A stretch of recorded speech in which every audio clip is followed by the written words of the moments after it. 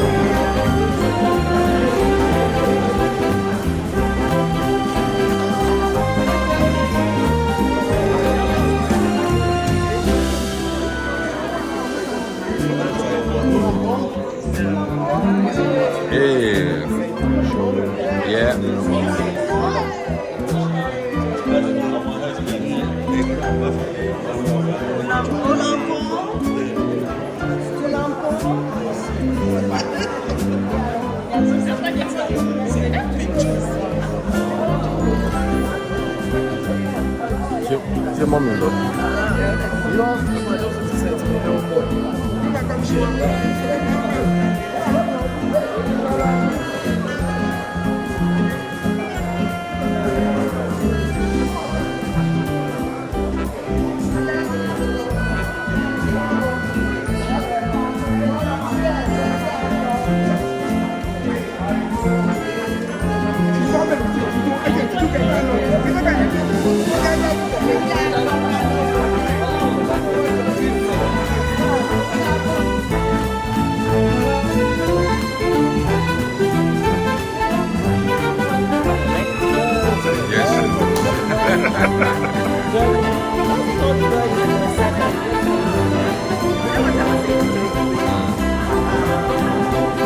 This is one place that they've not tried so much.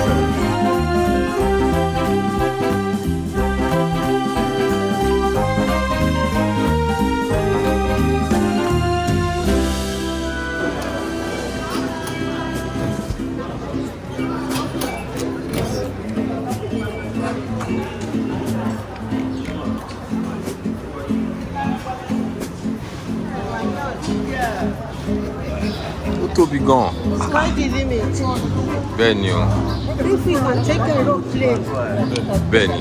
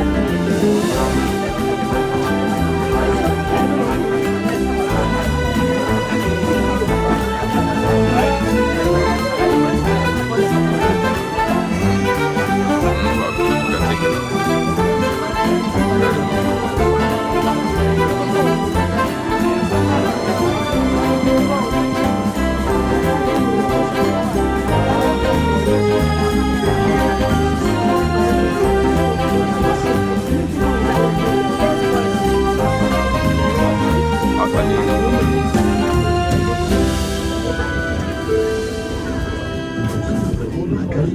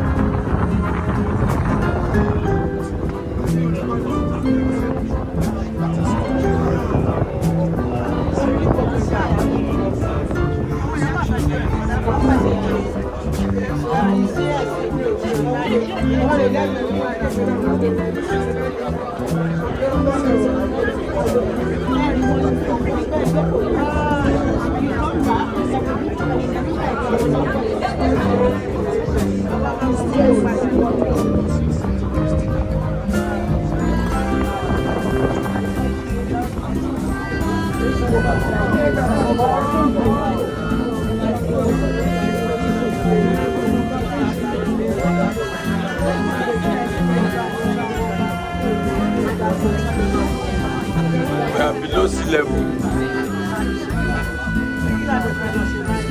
No, we are below sea level.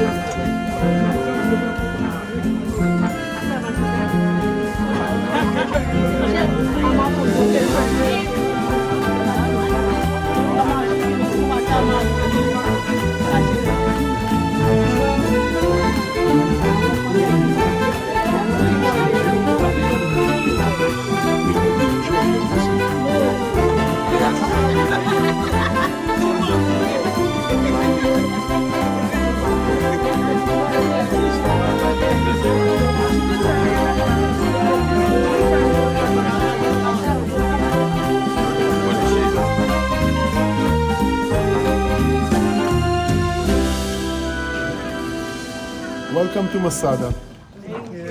I don't know if you looked down, but you saw the snake path. Yes. This is the only way up and down from this place in the ancient times. And it ends right here. And this is the only gate to Masada. Obviously, God's room. God's people could sit here and rest like you do after they had to climb up. There's no cable car. And then you go into the fortress. This structure that we sit in is part of the wall that Herod the Great built. Now, when archaeologists found it, it wasn't like that. It was in ruins. And they rebuilt it to show us how it looked like. But in order to make sure we will know the difference between what they found as is and what they rebuilt, they drew a black line. Yeah. You see the black line? Yeah. Everywhere in Masada that we'll get to, except for the floor, when you see the black line on the wall, under the black line it was found as is, above the archaeologists rebuilt to show us. Okay, remember that. And what you can see under the black line here is nobody saw the stones. It was all covered with plaster. And the plaster looked like stones, like a wall. Okay? So, again, the buildings around were built in the time of Herod the Great. We will walk in and we will talk all about it. Now, the beginning of this tour is a little hard because we're going upstairs. We'll take it slow. We go to the top, we continue to talk. We say that song. Top of the world, looking down on creation. Even for some of us that we've not been taking a picture, we are depending on you to send it to us. Yes, of course. We need to send it to upload it on the drive. It's almost 60 gig now. Really? Oh my God. This is high resolution. What is the elevation here? How high are we? Minus. We're in Sea level? No. Low sea level, isn't it? We are right now maybe 100 feet above sea level. Oh, only. This is like the beach in every other place in the world. Look at the sea. This is lovely, beautiful.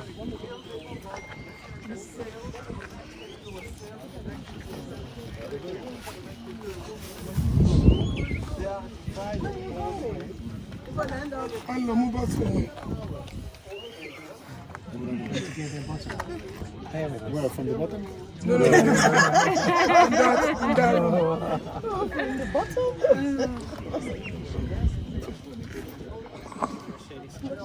Mama didn't come? No, mommy is sitting. Mommy and Pastor Dupe. Okay. Yeah, 2 people are waiting. How long for one? And Pastor Dupe. Pastor Dupe. Pastor Dupe music. She's downstairs. Yeah. Yeah.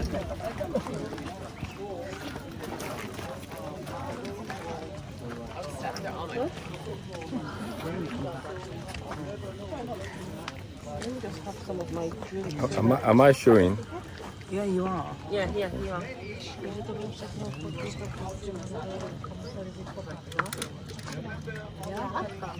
Když jsem se lekla, to nebylo pokryto pískem. Už je samou sobě na dost vysoké hoře, 450 metrů. Tam může minus 4.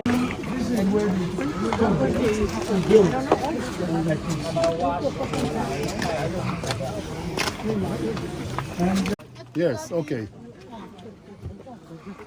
Now you can look and see a big part of the fortress, the mountain of the fortress. Don't worry, we will not visit all of it.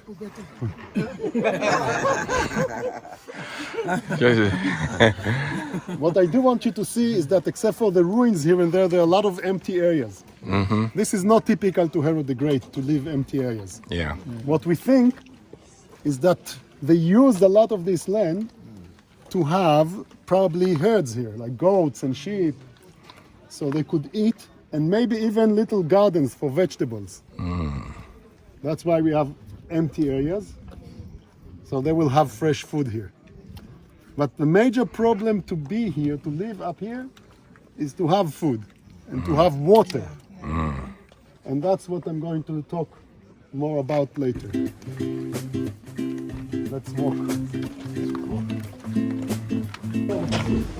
Oh, glory.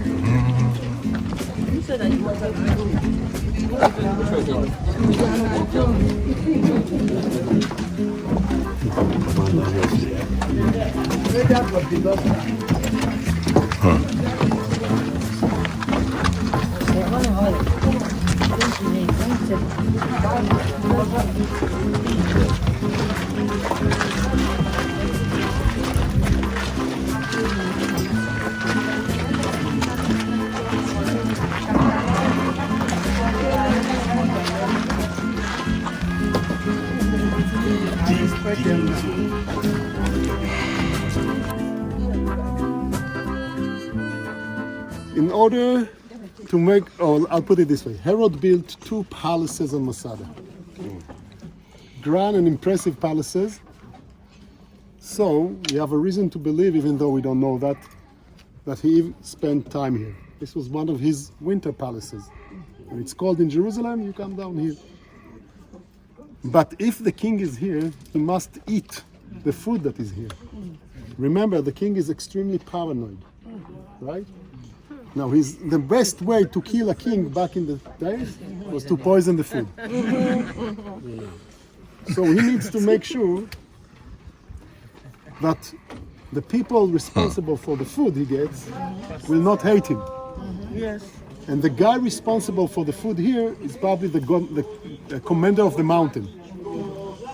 In order for him to like Herod, Herod made sure he will have good life here as much as possible when you're stuck in the middle of nowhere. And this whole complex, all this complex was a big villa, almost like a palace, for the commander of the mountain, right next to the storerooms area. with the food. We'll see the storerooms in a minute or two.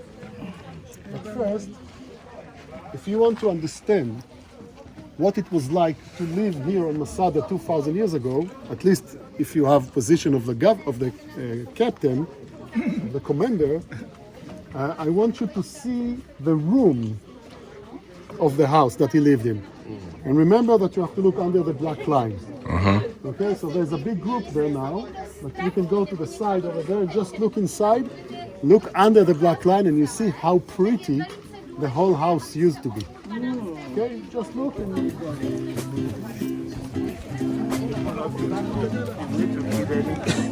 Yes, sir. Because they have commanders and heads.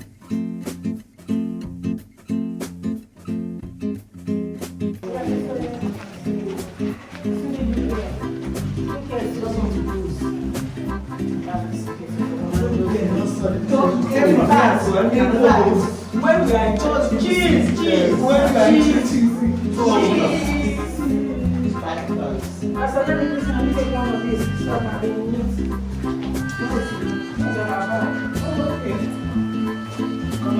I'm coming. Let me just take this.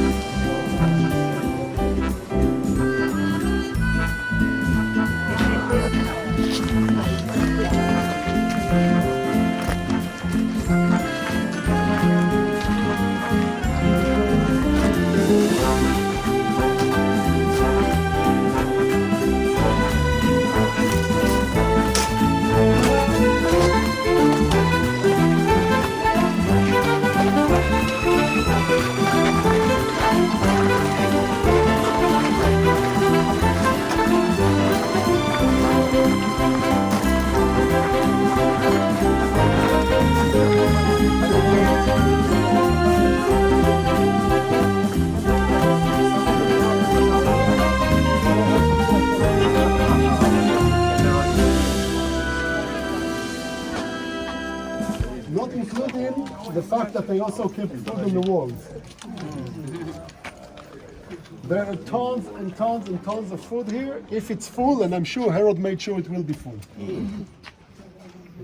If Herod is stuck on the mountain and there is a war and he cannot escape, he can live here for years and he will have enough food. The question is about the water. Now that's a different question. Let's move on. Yes, excuse me. So how did they bring those food up to this floor? So, a lot of servants have to work very hard going up and down. Snake path.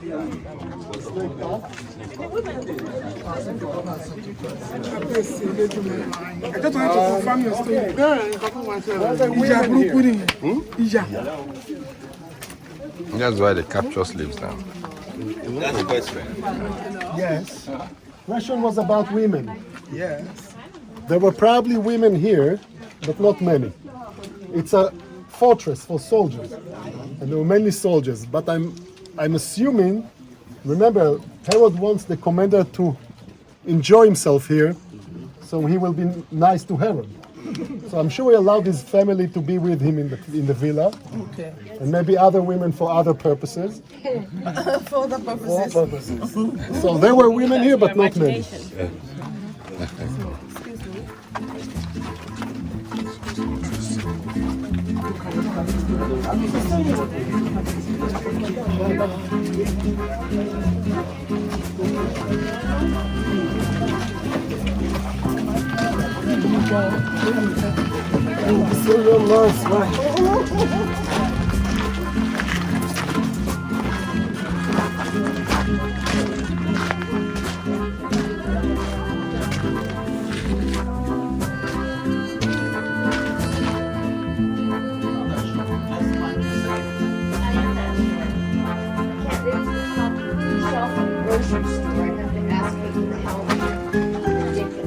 Stand on the bottom shelf.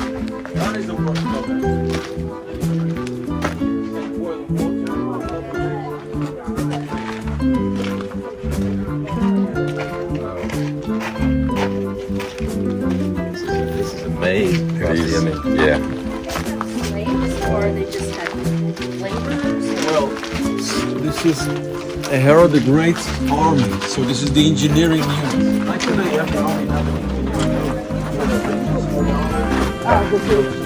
Hold on.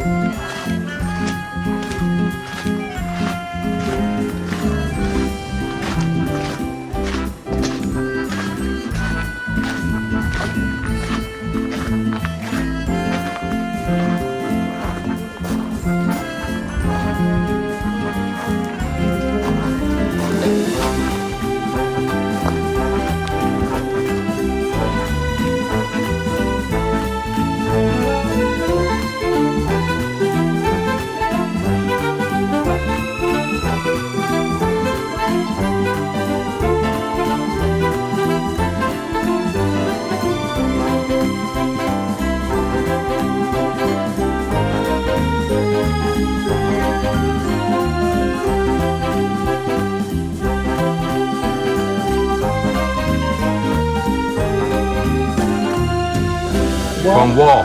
It's the highest. Yeah. We felt that we're climbing and climbing. Second, we could have sit here. There's a place to sit right Mommy, are you? So that's the second one. There's a seat here.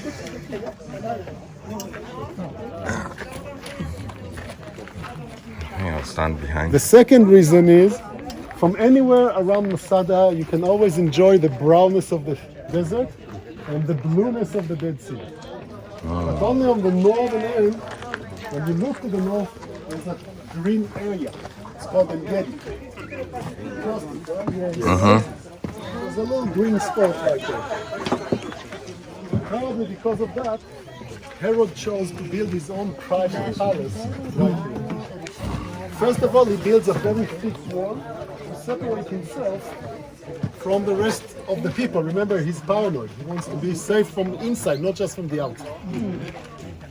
Then he builds a few rooms, a courtyard, and this beautiful semicircle balcony.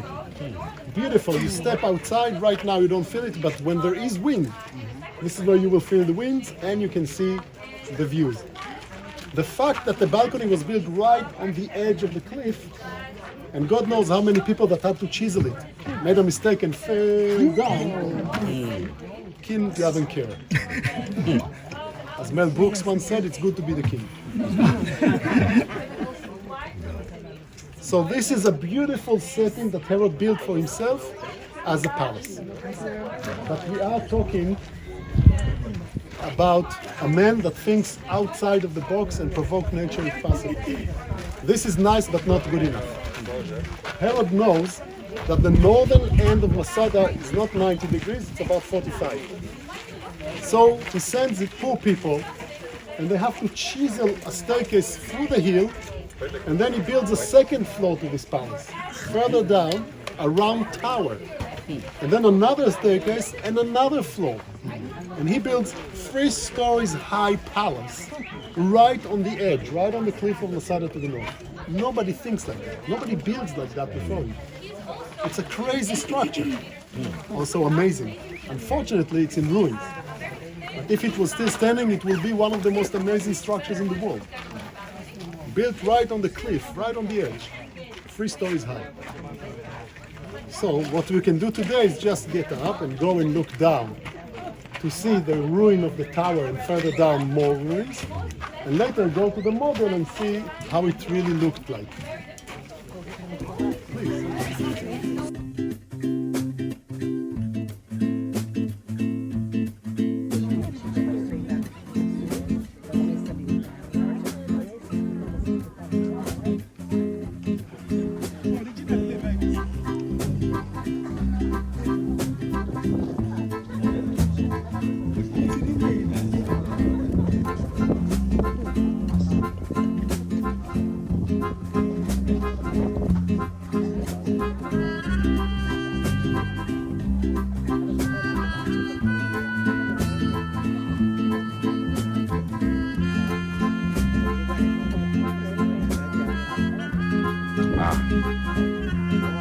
I love that dreams.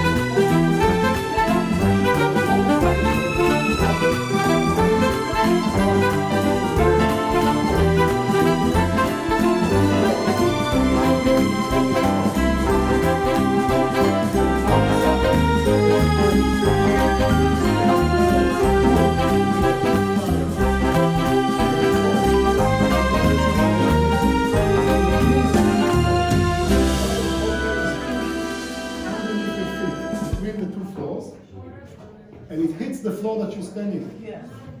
It's hot enough that when I pour water, I get steam. This is a wet sauna. Very smart. Also very smart is the arch, barrel shape. All the roofs back then were flat, except for this. Why? Because the evaporation brings the water up. When they get to the ceiling, they become cold and watery again. You don't want drops of water falling on your head when you're enjoying sauna. In this way, they will not fall straight, but they will go to the side. Take them to the side, and it circulates the water.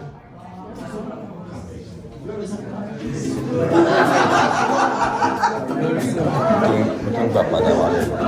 Show me it now.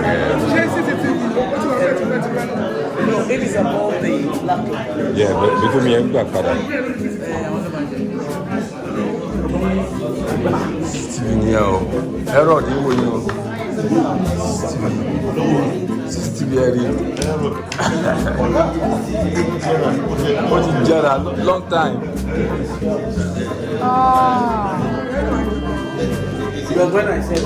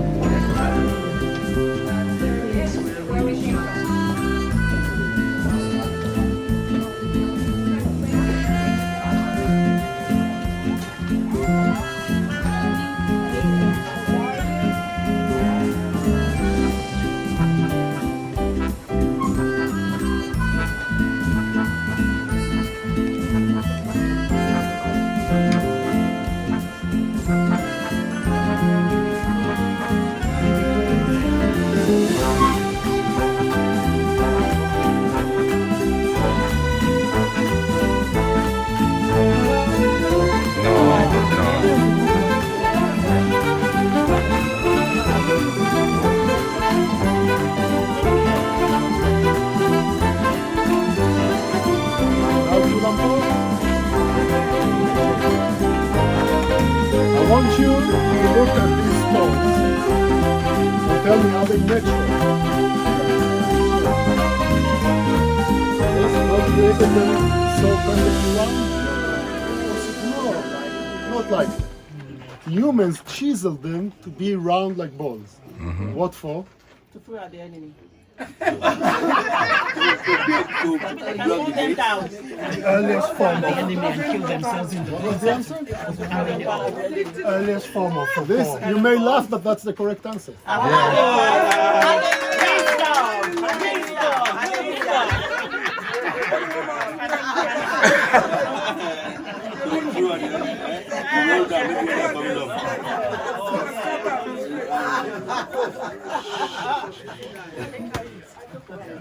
They didn't make it to play bowling. Or football. This is a weapon. I should say ammunition. Of mass destruction.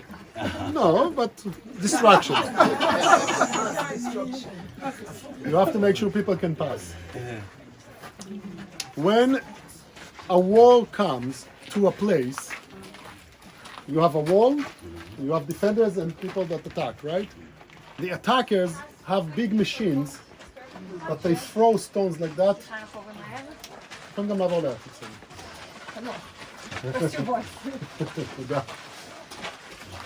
Okay? They use machines to throw stones like that, try to break the walls. The defenders, since they're always higher, they will use the same stones to roll them back down, trying to kill the army. So when we see stones like that in a place, we know there was a war. Now, what is the war I'm talking about? This war started in the year 66, 0066. The Jews, no matter why right now, started a revolt against the Roman Empire. Now, they fortified the cities, they fortified the towns and villages against the Romans.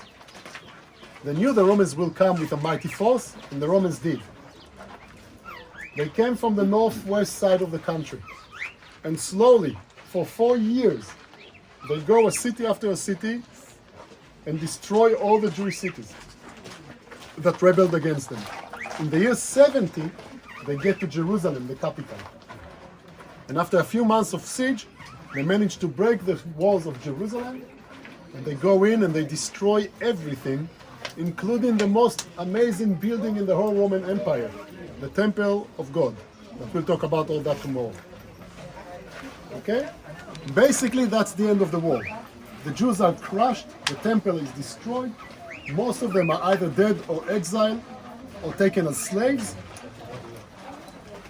and that's it. Supposed to be that's it.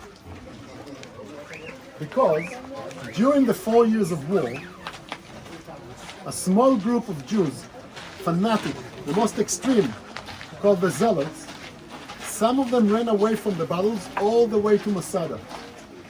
They climbed Masada, we don't know how. They managed to conquer. We go from here.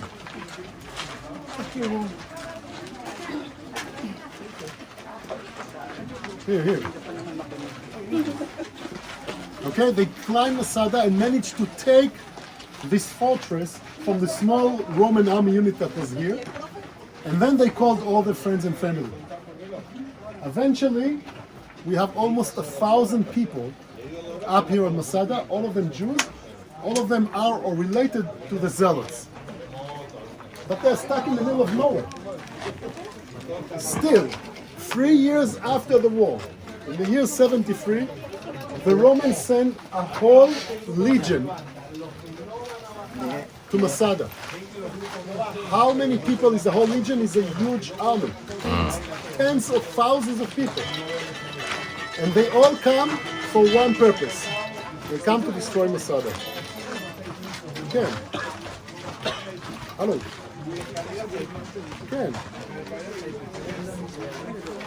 כן, אבל לא עכשיו. אני חושב עליהם עוד... So,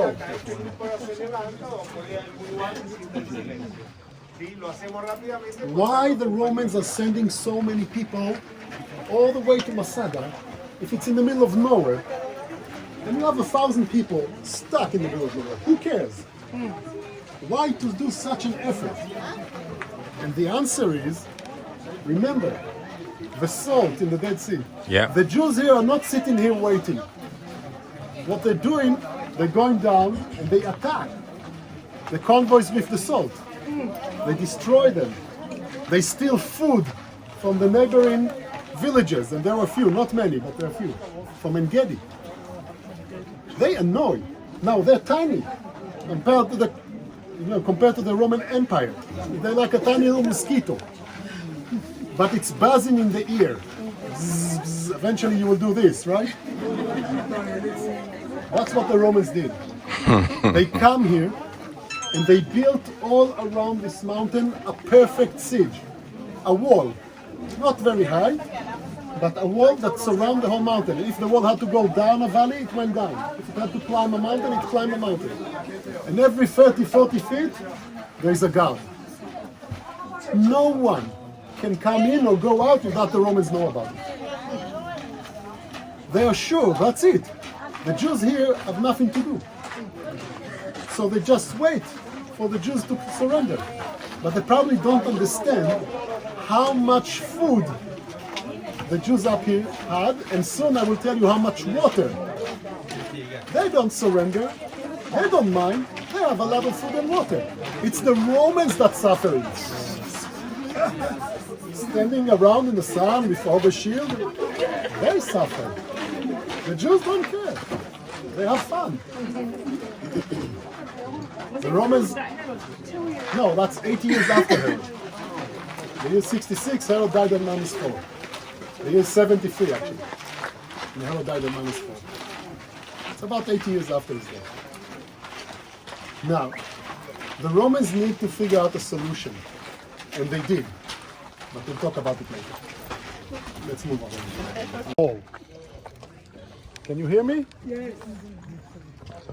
This is a cistern, a water hole. It was chiseled into the hill, so there will be no evaporation. Later on, the roof collapsed, so we get to see it. But it was covered completely, plastered all around, so the water will not go through the mountain. And all the water that fell as a rain on the top of Masada in the north side were all tunneled to fill up this cistern. Every drop of rain that falls in the palace and falls in the bathhouse and falls, all the water were tunneled to this cistern. But this is the smallest one we found. What? At the southern end of Masada, there is a cistern that is about 4 times bigger than this one, collecting all the rain that falls on the rest of the mountain. But with all due respect, not a lot of rain falls here. I need more water. Look at the hills of the desert over there. Remember that you saw them? Yeah. I want to go, I'll point out the synagogue. You can just take a look, and then we'll continue, find a place in the shade and talk. Okay. Where were we in the story? Water. Water. On the way here, I told you in the bus that one of the sources of water to this area are the floods. And I said, obviously only in the rainy season, but only, you never know when exactly and from which corner the water will come. When it comes, it's a flood. It's a flash flood, millions of gallons of water. Okay, gushing down. But you never know.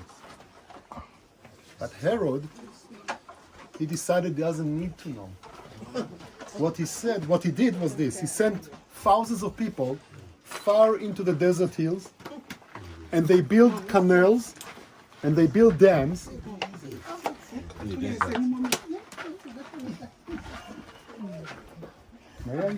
Yeah, go ahead. They built canals and tunnels and dams, and they actually forced a huge area of the whole desert's water not to go naturally where they want, but all to come to Masada.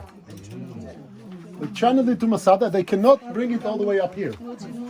But on the side of the cliff over there, they chiseled 12 cisterns. in 2 levels. Each cistern is chiseled into the mountain, so there will be no evaporation. Each one is at least 3 or 4 times bigger than the one you saw. Each one. And one rain, and it doesn't need to fall here, it can fall 10 miles away. One good rain, all the water will come to Masada and go automatically to the cisterns, fill up the first one, move to the second, third, fourth.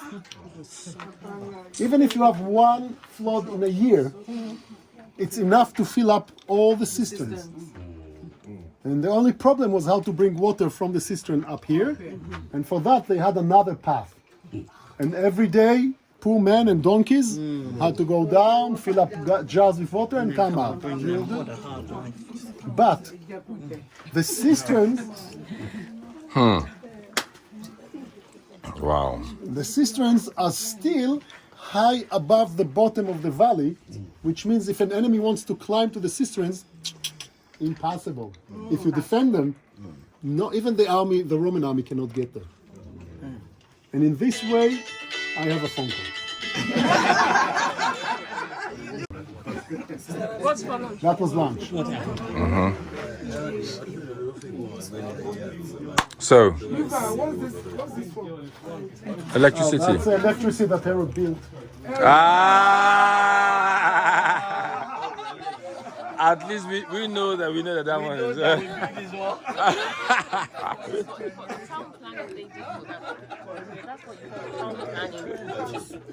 Okay, here's the thing. Water was not a problem.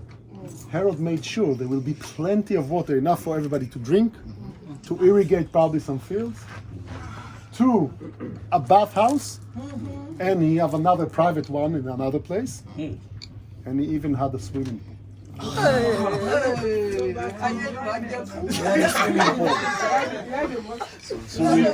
pool. This This is Herod the Great. is Herod the Great. Challenging engineering. But now, let me teach you the real story. Oh, so everything you've told us is not real. The important, you're right, sorry, the important. Nice one. You remember the Romans? Yes. Even today, because there's not a lot of erosion here in the desert, you can still see the army base. The big square over there. Yeah. This is what the Romans built. That's the big army base. And right before it, do you see a wall? Yeah. A very low wall? Yeah. This is the wall that goes all around Masada. And you can also see small structure. That's a smaller army base. Okay. The smaller army base, you have one far down there, and one there, and one there. You have many of them all around. Yeah. All around Masada. At the bottom. I Wow. said, perfect siege. But what can you do when the Jews here have so much food and so much water? And you suffer. The Romans decided they cannot wait. They have to solve the problem. They called the Air Force.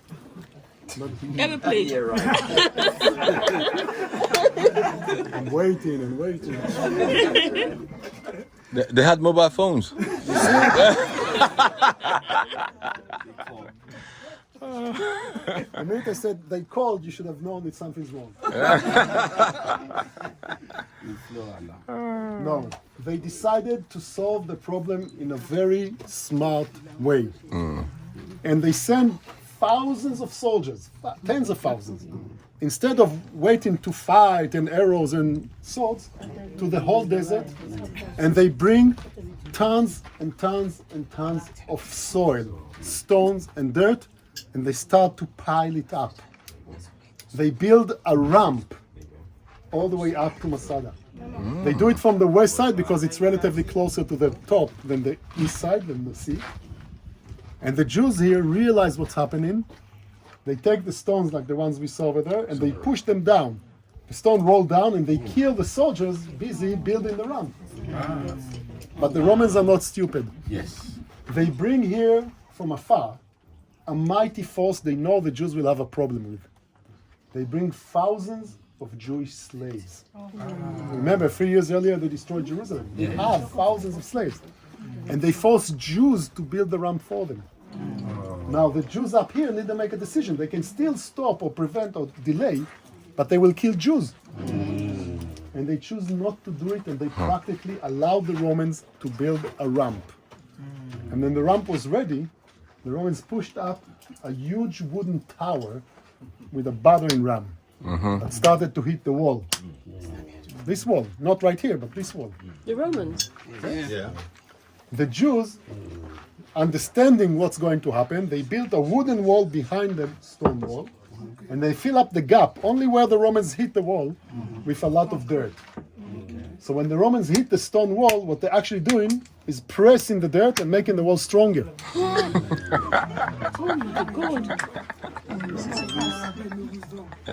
But the Romans are not stupid. I told you that before. Neither are the Jews. They just tried what they best. The Romans sent to the top of the tower soldiers with bows and arrows and fire. And they shoot the wooden wall with fire. Eventually it burned the wall fell apart, all the dirt was spilled, and the Romans managed to break a wide gap in the wall of Masada. Guys, this is it. A bunch of Jews up here cannot really face the mightiness of a whole Roman army. It is so obvious that the Romans don't attack. They go back to their camps. It's already late in the afternoon. They're tired. They go to sleep. Tomorrow morning, fresh, they will climb again, and then they will take care of the Jews there. It gave the Jews a night to discuss their very short future. What can they do about it? Escape. And we learned that they gathered together in the synagogue to Great. talk about it. Now, when I say the Jews gathered together to discuss, only men. Sorry. Now, the leader of the mountain, he had an idea what to do, and he convinced his fellow men this is the right thing. And basically he said this: the whole war, 7 years earlier, started because the Jews can be only slaves to God. You cannot listen and do what people tell you to do. And the Romans tried to force the Jews to do what they said. That's why the revolt started. For 7 years we're fighting against that in the name of God.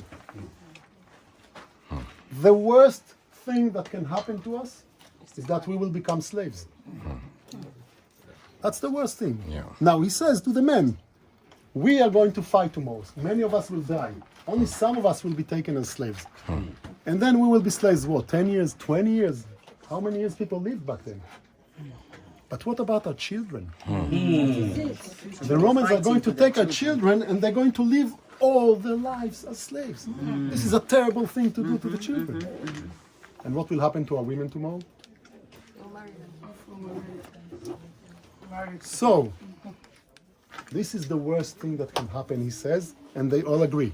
And because it's the worst thing that can happen, they go into the second worst. And every man leaves the synagogue and goes to his family. Some families lived in rooms like we are standing in now. And he murders his own wife and kids. They kill the kids, they kill the wives, they kill the elderly, they kill them all. Then they go and they destroyed Masada so the Romans will not be able to enjoy. And then they choose 10 men. And these 10 men go and kill all the other men. No fighting, no arguments.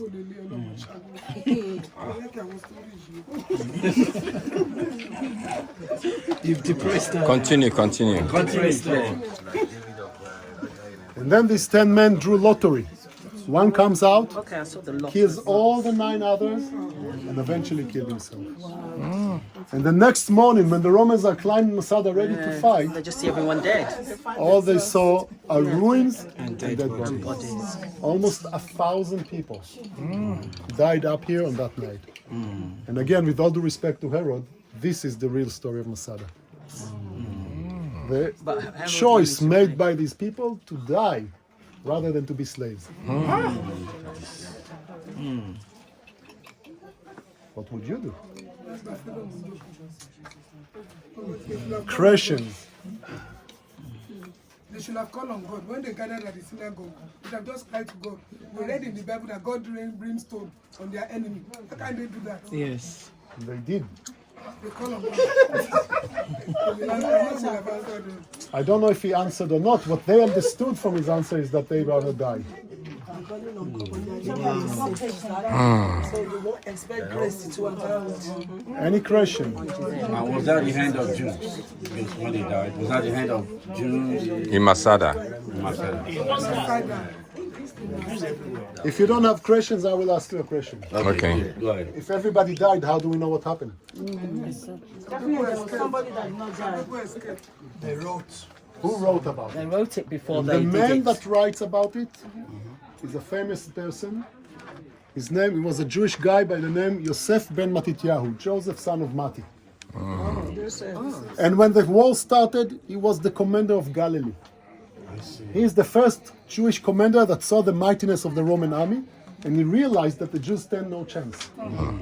So he tricks his friends, joined the Romans, and told them, don't kill me. In return, I will convince the Jews not to fight. It will save you a lot of time, money, people. The Romans agree, and he goes with the Romans, a city after a city after a city all over the country, including Jerusalem. Talks to the Jews. They all see him as a traitor, refuse to listen to him, and he sees how the Romans destroyed all of these places. After Jerusalem was destroyed, he moves to Rome, changes his name to the name most people in the world know him by, Josephus Flavius. Okay. Sit down and write some of the most important history books we have. Yeah. One of them is the story of the war between the Romans and the Jews, and it gives us all the details. Wow. And his last chapter is what happened here in Masada. Tiny little problem, he wasn't here. He's already 3 years in Rome. How did he know what happened? Since he knew I'm going to ask you this question, You wrote the books.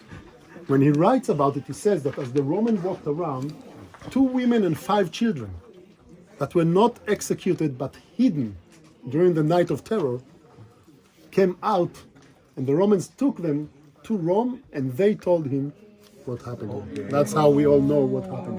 So they rescued those 2 women and 5 children. Probably their husbands, instead of killing them, hid them and called them drunk. 100%.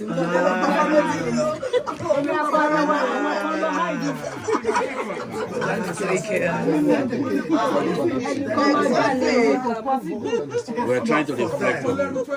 We wouldn't know the story. If not for them, we don't know the true story. We just know what the Romans said happened. And it's 2 women and 5 children. That's what he says. Now, you think they're lucky? These 2 women and 5 children? No, because they became slaves. They became slaves. Who knows what happened to them later? Yes, of course. They will regain their freedom one day. But Yes, that's true. the real story is that people that saw there's no other option chose death over slavery. That's the real lesson of this place. And again, what would you do?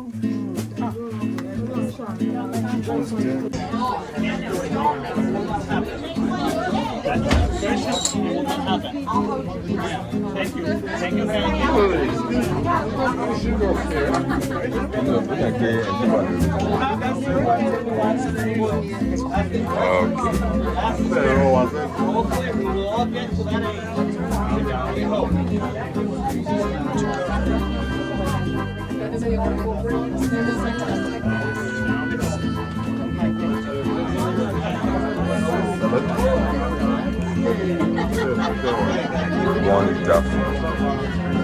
Do you like it? Are you scared of heights?